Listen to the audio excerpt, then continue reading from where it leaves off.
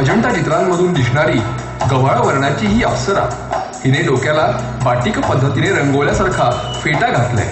हिच्या कानामध्ये जड कर्णभूषण दिसतायत।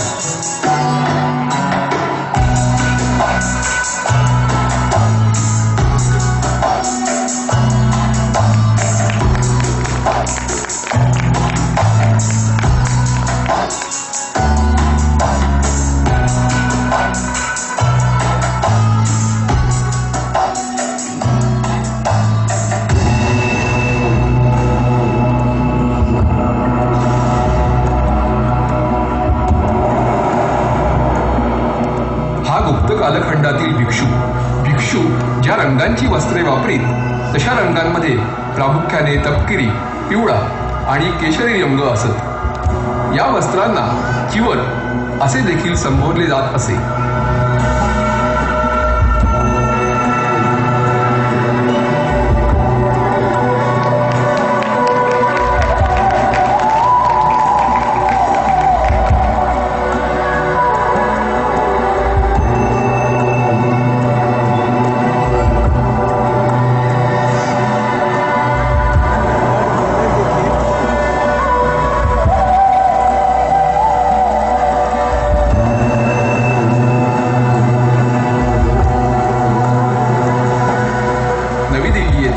राष्ट्रीय संग्रहालयातील शिल्पावरून साकारलेली ही गंगा, यावरून आपल्याला तिच्या वेगळ्या पोशाखाची कल्पना करता येते।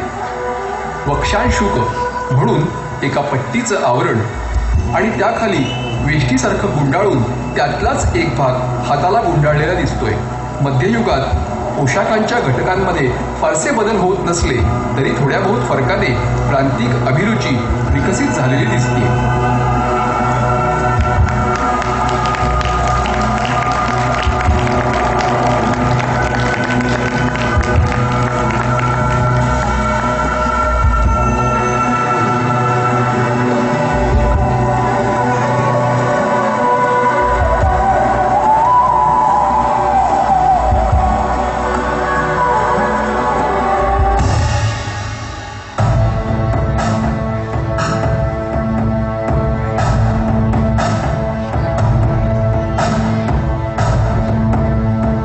दक्षिण भारतामधील मध्ययुगातील होयसाळ कालखंडातील हा योद्धा अधोवस्त्र म्हणून शिवलेली वेष्टी दिसते।